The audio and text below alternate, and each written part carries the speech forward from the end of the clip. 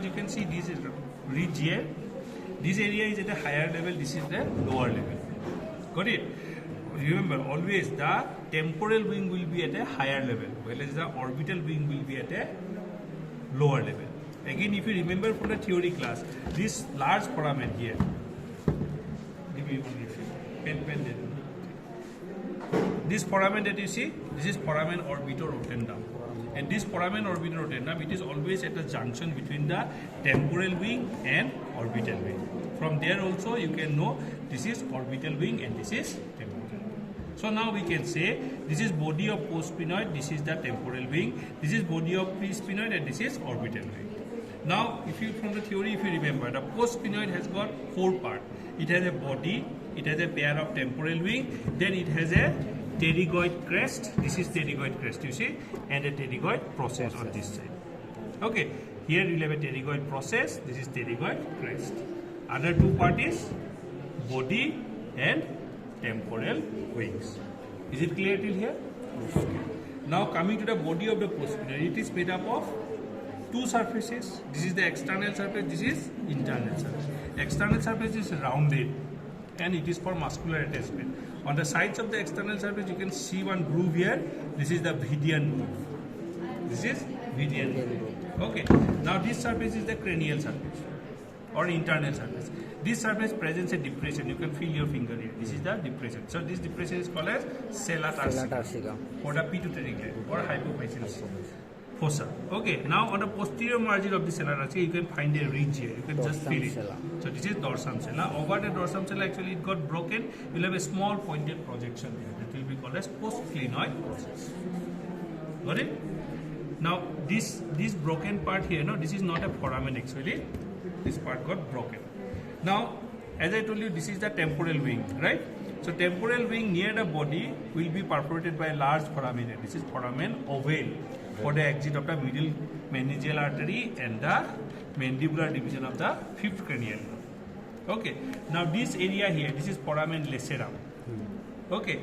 Now this is anterior margin of foramen lacerum. This is posterior margin. So we can say the anterior margin of the foramen lacerum is formed by the posterior margin of which wing? Temporal wing of the postsphenoid.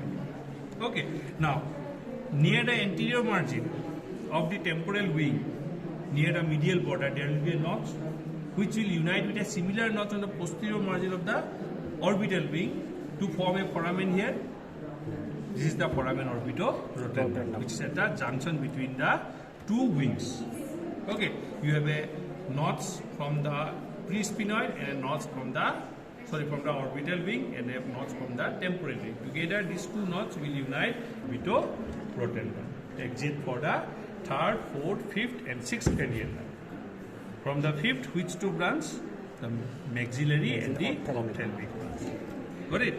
So that is about the postsphenoid. Body, temporal wing, foramen ovale, foramen lacerum, foramen orbitorotentum. Then pterygoid process, pterygoid crest. This is crest, smaller one. This is process. Got it? Now coming to the presphenoid. So presphenoid has got only 2 parts. It has a body. This is the body and a orbital wing. Body is excavated. Okay, this is the wing. Now the wing at its junction with the body presents a foramen. Give me one refill.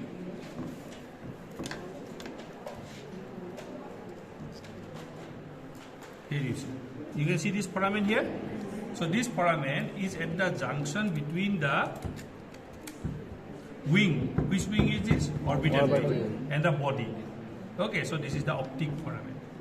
Through which the optic nerve will come out. This is optic foramen. For the exit of the optic nerve. Now just behind, on the medial side of the optic, that part actually got broken here. In this area you will have a depression. That depression will be called as the optic fossa, which will be called the optic chiasma. And over that you will have a small crest here. So this will be called as the ethmoidal spine. Got it? Now the next book, that is the ethmoid. So this part is ethmoid. Ethmoid has got 3 parts. So this is the cribriform plate of ethmoid. This is crista galli. Okay, this is perpendicular plate, and what you see here, these are the lateral masses. This is lateral mass. This is perpendicular plane. This is lateral mass, and this is cristagalli. Okay. So the ethmoid, I will discuss with your help. You do one thing. One of you put your hand this way. Okay, you put your hand this way. Let us say this is the cribriform plane of the ethmoid, which will find small foramens are there. Can you see? This is the cribriform plane. Small foramen you can see. This is cristagalli, this one. So as a result, this area will be called as olfactory fossa. This is perpendicular plate. Okay. So dorsally attached to the frontal suture. Ventrally vomer. Posteriorly to the what? Cribriform. Prostrally or anteriorly cartilaginous part of nasal septum. Then on either side, what you have? You have a lateral muscle. So on the lateral muscle, you see this most lateral part here. Actually, it got broken here. So you will have the lamina lateralis. Then this, what you see here, no? These are all the small scrolls, the ethmoturbinates. We call them as the ethmoturbinate. And in between them, these gaps, these are the ethmoidal sinuses. Clear? Okay, that's all. Okay, sir.